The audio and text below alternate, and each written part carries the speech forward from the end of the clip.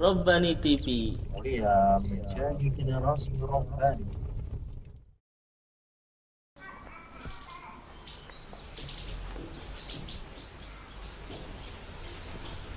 Bismillahirrahmanirrahim. Assalamualaikum warahmatullahi wabarakatuh.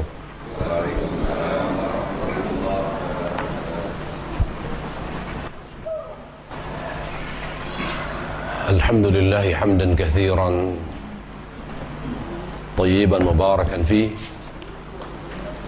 kama yuhibbu rabbuna wa yardah. Wassalatu wassalamu ala Rasulillah wa ala alihi wa sahbihi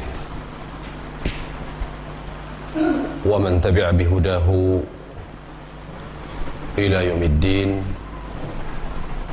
Amma ba'd.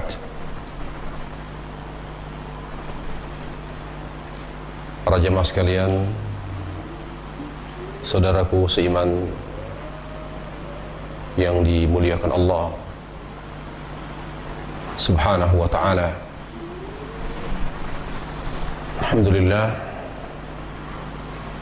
kita bersyukur kepada Allah Subhanahu wa ta'ala karena kekuatan kita dan kebahagiaan kita di dunia dan di akhirat terletak pada kekuatan syukur kita kepada Allah Subhanahu wa ta'ala.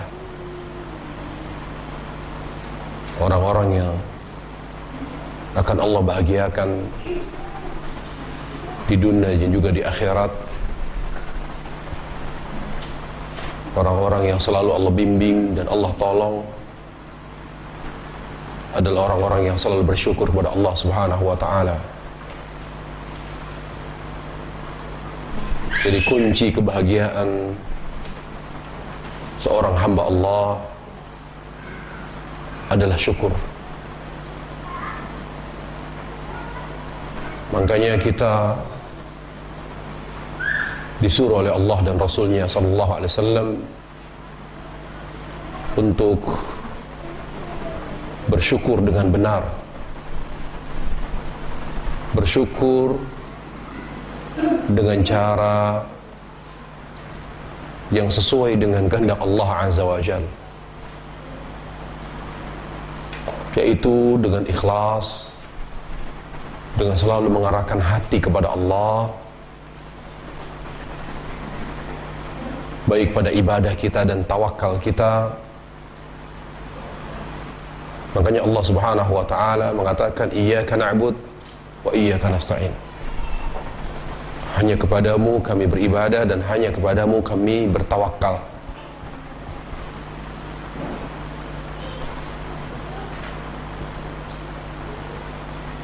Jadi salah satu pil syukur adalah ikhlas.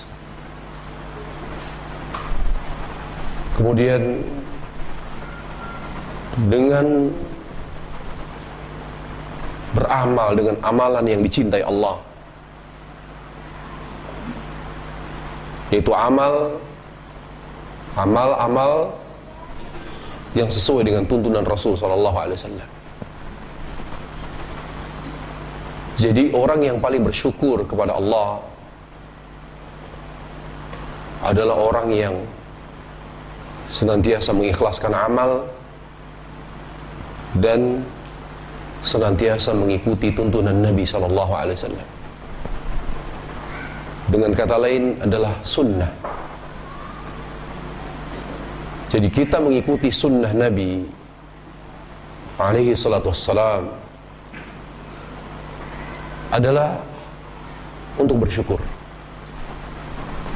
Makanya sahabat radhiyallahu anhum warda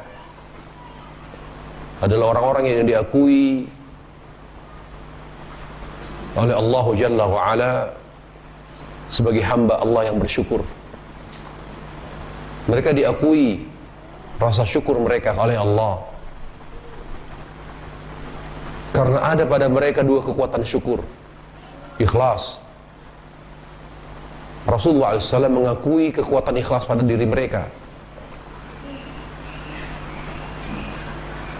Sebagaimana Rasulullah SAW bersabda, la tasubbu ashabi walladhi nafsu Muhammadin biyadi law anna ahadakum anfaqa mithla uhudin dhahaba ma balagha mudda ahadihim wala nasifah. Jangan kalian mencela sahabatku.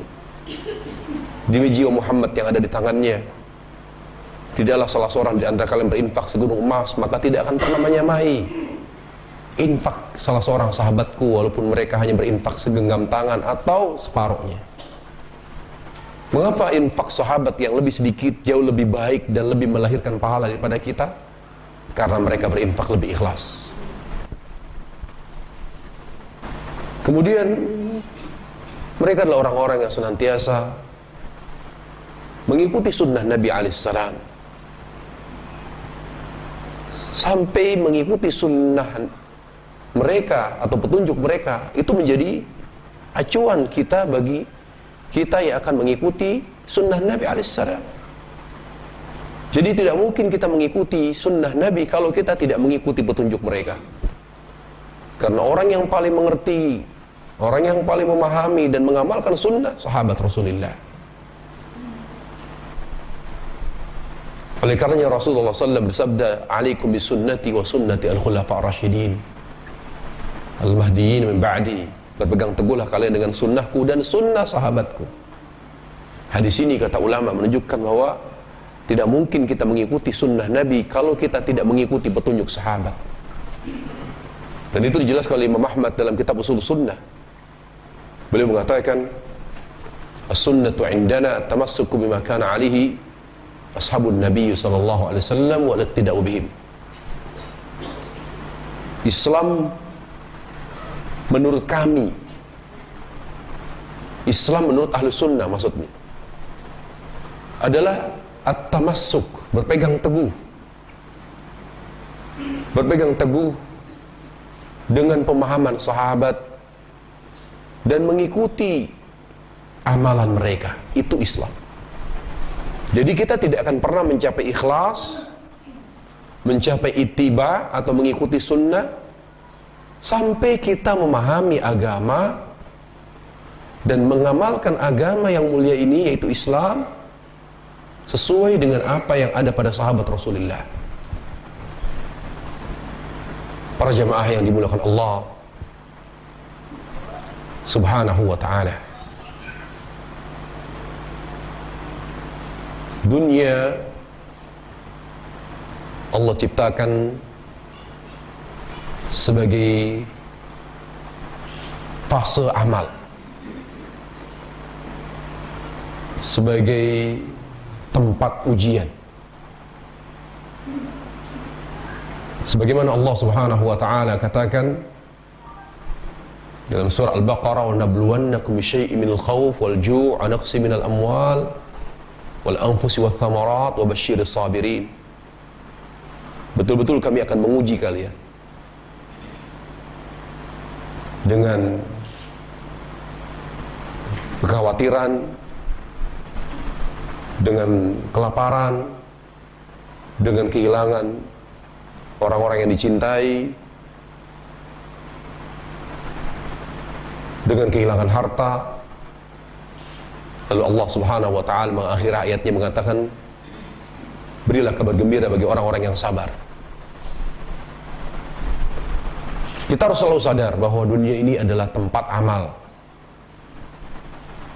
tempat ujian.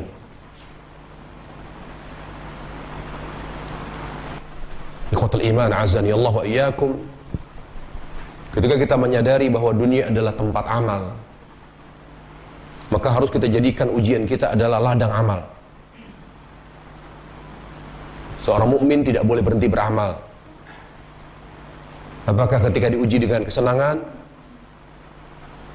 beramal dengan syukur? Apakah ketika diuji dengan kesulitan, yaitu beramal dengan sabar?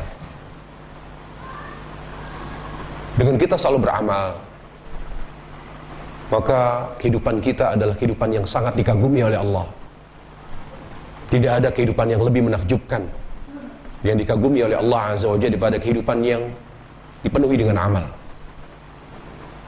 Oleh karenanya Rasulullah SAW bersabda, "Ajaban li amri mu'min, inna amrahu kullahu khair. In asabatu sarra syakar, fakana dhalika khairun lah. Wa in asabat dharra sabara, fakana dhalika khairun lah." Begitu mengherankan perkara hidup seorang mukmin. Jika diuji oleh Allah dengan ujian kesenangan, maka dia bersyukur. Yang demikian adalah yang terbaik baginya. Jika dia diuji dengan kesulitan, maka dia bersabar. Maka yang demikian itu adalah yang terbaik baginya. Para jemaah Allah Subhanahu wa taala.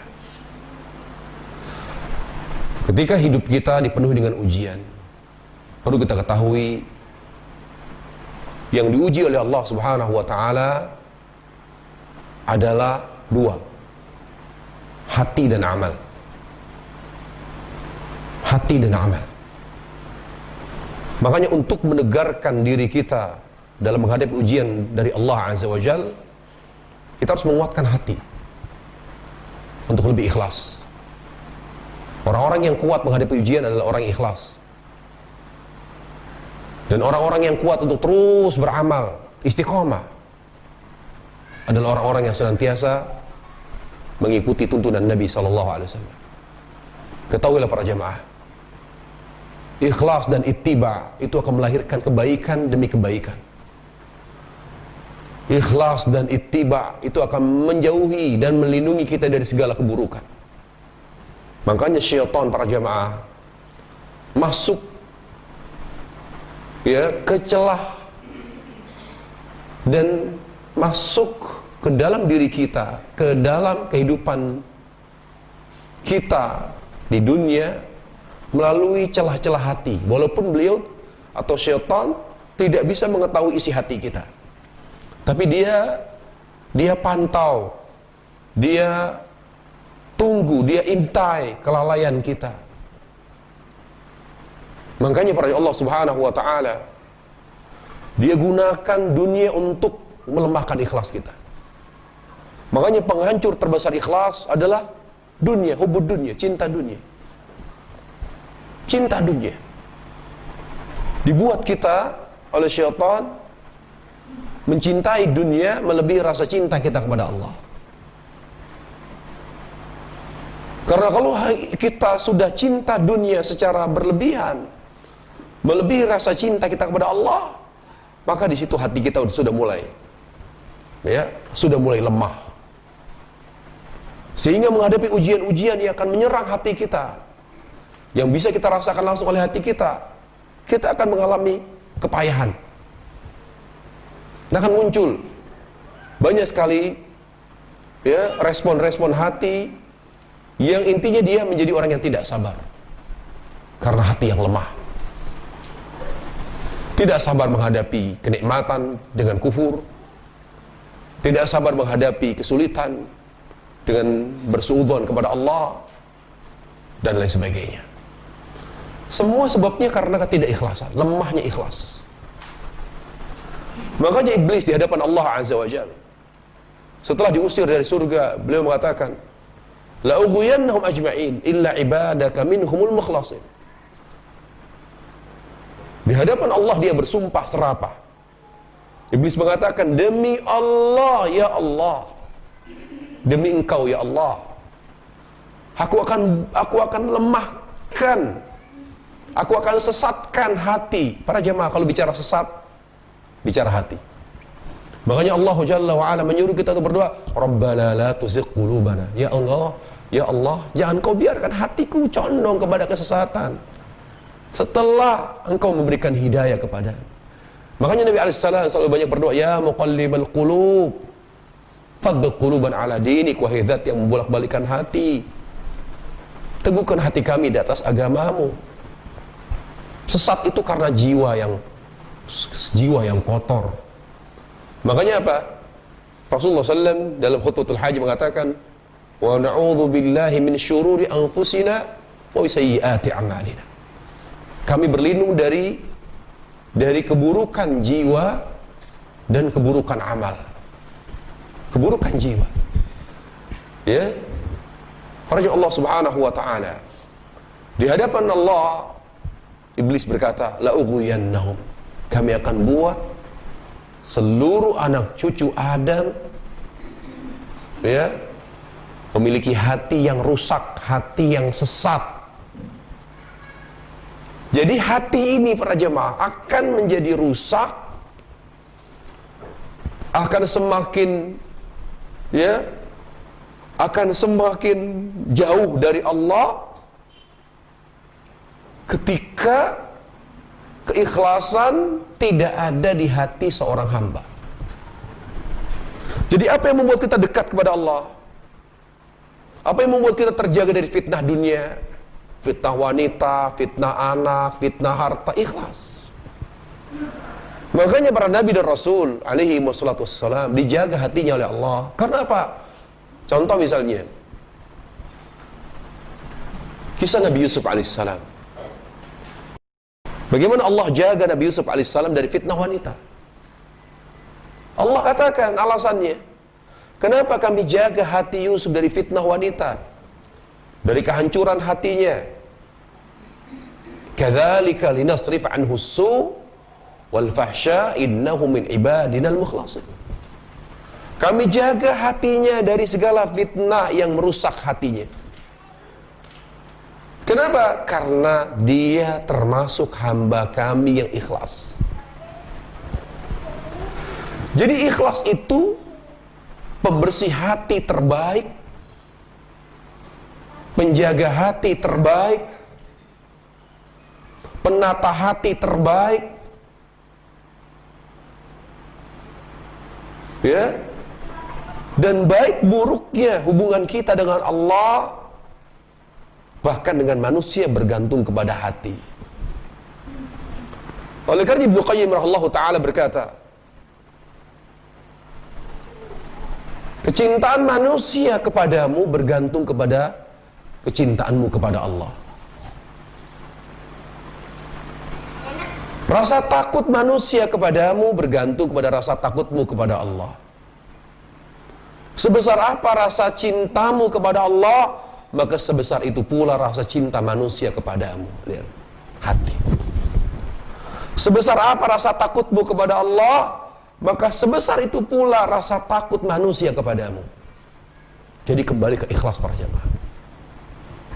Kita tidak bisa membuat orang itu suka dan benci oleh dunia kita, oleh akhlak kita, oleh perilaku kita yang tidak sejalan dengan ikhlas. Justru akan membuat capek hati. Lelah hati ini dibuat. Ikhlas itu dapat menjaga stabilitas hati. Demikian pula amal. Bagaimana kita stabil dengan amal? Agar kita tidak mau cuma amal. Para jemaah Allah Subhanahu wa taala. Perhatikan, kita disuruh selama di dunia untuk beramal. Dan kita tidak boleh berhenti beramal kecuali kematian menghentikan amal. Hal yang itu perlu kita perhatikan daripada amal.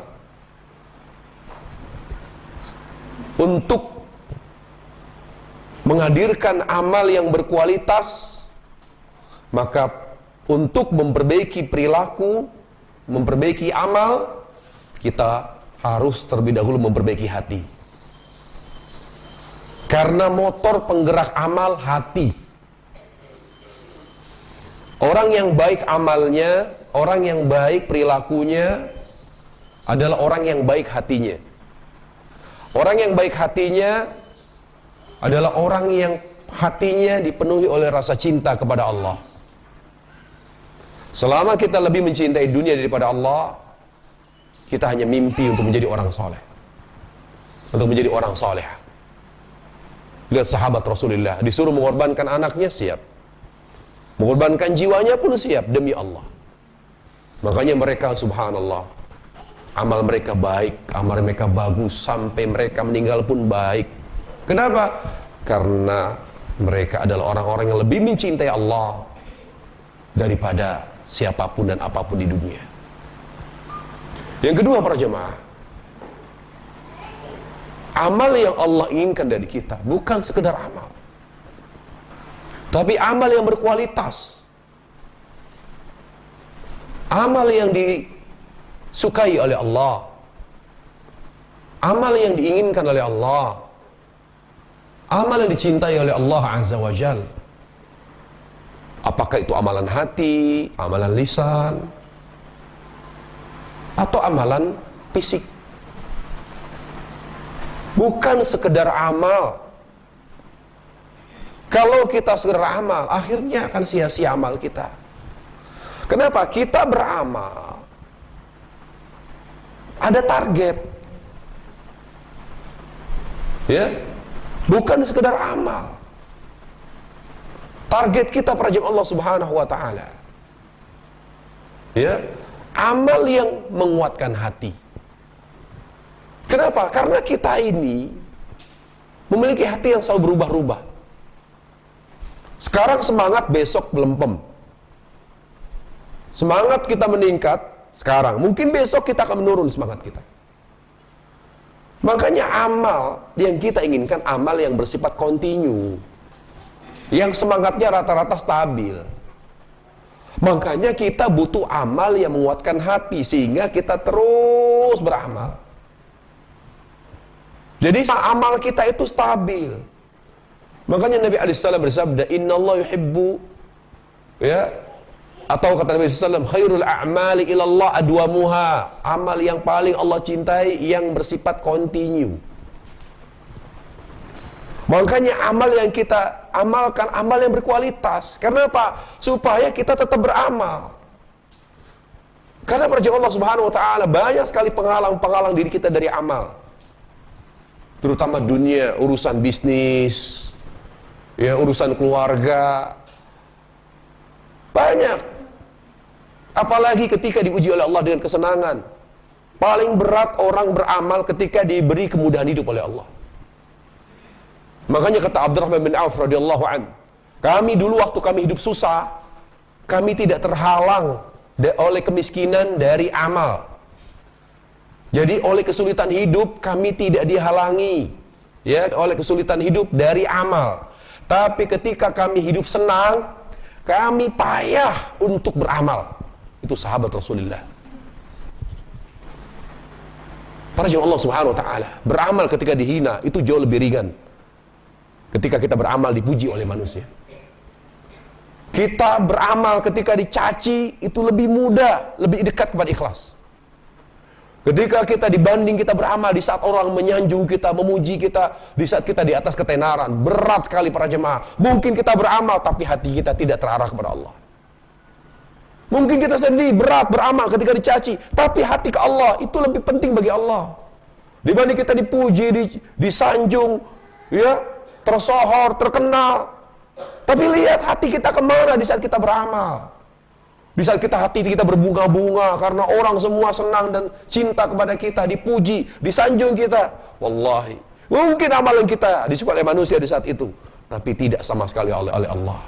Karena kebanyakan orang yang disanjung dan dipuji, ketika dia beramal hatinya tidak terarah kepada Allah Subhanahu wa Ta'ala.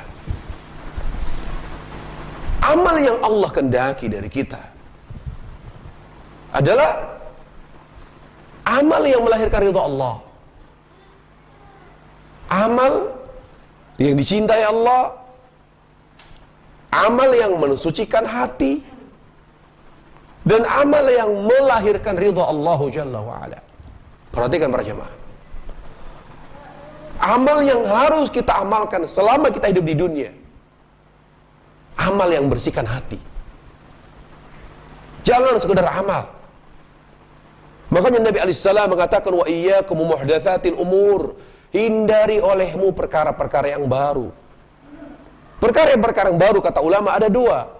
Apakah dalam akidah atau selain akidah? Selain akidah di sini ibadah, muamalat. Bayangkan, mungkin baik, tapi ketika tidak sesuai dengan contoh Rasul, dia justru tidak menambah pahala, tapi malah menambah hati semakin kotor. Para jemaah, perhatikan dua. Ketika kita beramal, amal yang kita amalkan yang mensucikan hati. Amal yang kita amalkan yang dicintai Allah. Bagaimana kita tahu amal itu dicintai Allah? Gampang.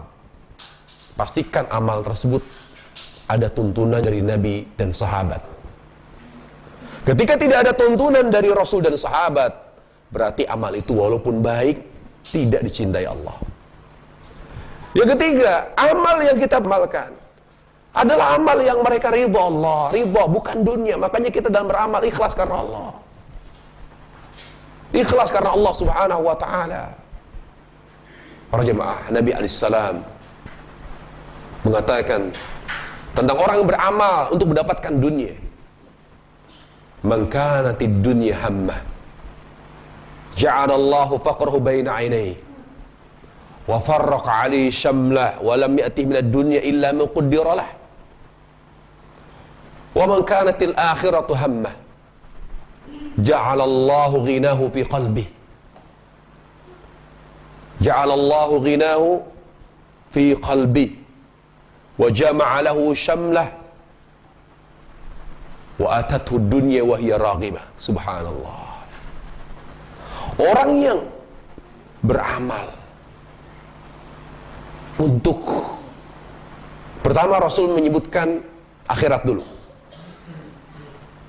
Barang siapa yang beramal untuk mendapatkan ridha Allah,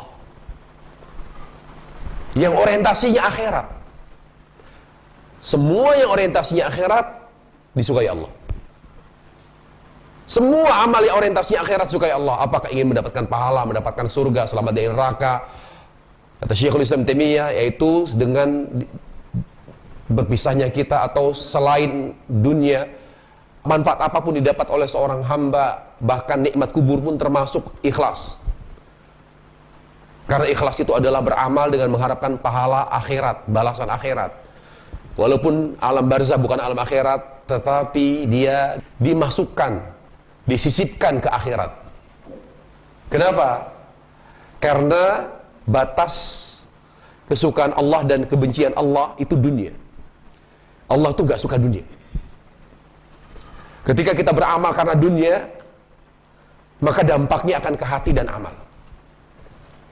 Tapi ketika kita beramal karena mengharapkan nikmat kubur, mengharapkan nikmat padang mahsyar, dilindungi oleh arsy-Nya Allah, kemudian juga kita beramal supaya hisab kita diringankan oleh Allah, semoga timbangan kita diberatkan oleh Allah, timbangan kebaikan, dan seterusnya. Semua harapan-harapan setelah kematian itu termasuk ikhlas. Apa kata Nabi SAW? Barang siapa yang beramal orientasinya akhirat, orientasinya akhirat, maka apa? Allah akan jadikan hatinya menjadi hati yang hanya butuh kepada Allah. Ja'alallahu fi qalbi ghinah. Dia tidak akan pernah mengemis dan berharap kepada makhluk. Dia hanya berharap kepada Allah. Hatinya itu akan menjadi hati yang kaya. Apa yang membuat kita berhenti beramal atau lemah beramal? Karena berharap kepada makhluk. Terlalu berharap kepada makhluk, bergantung kepada makhluk. Salah satu pelemah amal adalah apa? Bergantung kepada selain Allah. Ada 3 penghalang amal. Penghalang atau pemutus atau perenggang hubungan kita dengan Allah, kata Ibnu Qayyim rahimahullah. Yang pertama adalah ta'alluqul qalbi ghairillah, bergantung kepada selain Allah. Terlalu berharap kepada selain Allah. Emosi yang berlebihan, di mana kita sering marah karena dunia, bukan karena Allah. Al-ghadabus syadid li ajli umur dunia. Selalu marah karena Allah. Selalu marah karena urusan dunia, bukan karena Allah. Yang ketiga adalah selalu mengikuti syahwat tanpa memperhatikan apakah yang kita inginkan tersebut dicintai Allah atau tidak. Selalu mengikuti apa yang diinginkan oleh nafsu, oleh hati. Para jemaah yang Allah Subhanahu wa taala, berkaitan dengan ujian hati dan amal, bahwa yang membuat kita menjadi baik adalah karena hati kita dan amal kita. Makanya hati harus kita siapkan untuk selalu ikhlas. Hati harus kita siapkan. Makanya bulan puasa inilah kesempatan, momen yang tepat. Hati melatih ikhlas. Makanya Rasul mengatakan, man shoma Ramadan iman wa ihtisaban, barang siapa yang berpuasa karena iman kepada Allah dan mengharapkan pahala. Rasul menyuruh kita melatih ikhlas. Karena bulan ini bulan yang paling tepat, yang paling baik untuk menata hati. Bulan ini bulan yang paling pas untuk membersihkan hati. Supaya kita lebih ikhlas. Karena ikhlas di bulan lain sulit. Sampai Allah memfasilitasi kita untuk bisa ikhlas, untuk bisa lebih mudah ikhlas di bulan ini. Sampai makhluk yang paling benci ikhlas itu dibelenggu oleh Allah loh. Makanya kata ulama, kenapa iblis dan syaitan itu dibelenggu? Supaya kita lebih mudah ikhlas. 11 bulan sebelumnya kita susah untuk ikhlas. Karena dihalangi terus, digoda terus oleh syaitan. Kenapa? Iblis mengatakan, saya akan sesatkan mereka semua kecuali hambamu yang ikhlas.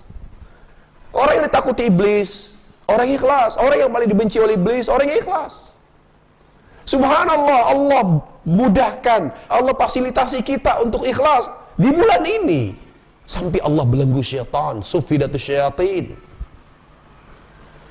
Jadi kita harus untuk memperbaiki diri kita.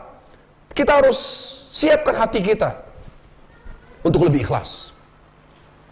Kemudian apa? Kita harus menyetel hati kita, di-setel hati kita ini, mencintai semua yang dicintai Allah dan membenci semua yang dibenci Allah. Jangan mencintai semaunya, membenci semaunya. Ya. Kemudian bahwa apa yang diamalkan oleh hati kita dan oleh fisik kita dan lisan kita tidak sembarang amal, tapi amal yang membersihkan hati. Kenapa semua amal yang harus kita kerjakan adalah amal yang membersihkan hati? Karena hati yang kotor tidak akan pernah diisi oleh rasa cinta kepada Allah. Tidak akan ada rasa cinta kepada Allah orang yang hatinya kotor. Kita butuh 3 kekuatan. Ya. Kekuatan ikhlas, kekuatan untuk mencintai apa yang dicintai Allah. Untuk sama selera kita dengan Allah itu tidak mudah. Menyatukan selera, menyatukan visi dan misi, susah. Itu teori tok itu, hanya teori. Kul inna salati wa nusuki wa mahyaya wa mamati. Katakan sungguhnya salatku, seluruh ibadahku, sembelihanku, hidupku, matiku. Itu teori kebanyakan. Ayat itu menunjukkan bahwa kita harus sevisi dan semisi dengan Allah. Sama. Inni wajjahtu wajhiya lilladzi fatara, aku arahkan semua. Kamu apa ya Allah? Aku ikut deh, gitu. Kita harus menyatukan visi dan misi kita dengan Allah. Yaitu dengan apa? Mencintai yang dicintai Allah, membenci yang dibenci Allah. Kita selalu ikhlas dalam beramal. Selalu ikhlas dalam beramal, para jemaah. Kemudian apa?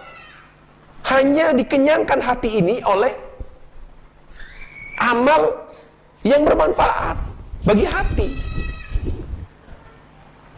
Makanya para Allah Subhanahu wa taala, banyak dari kita menikmati maksiat. Kenapa? Kenapa menikmati maksiat? Contoh misalnya kata Ibnu Qayyim, Allah punya Quran sebagaimana iblis punya Quran. Qurannya Allah yaitu yang dimulai dari Al-Fatihah sampai An-Nas.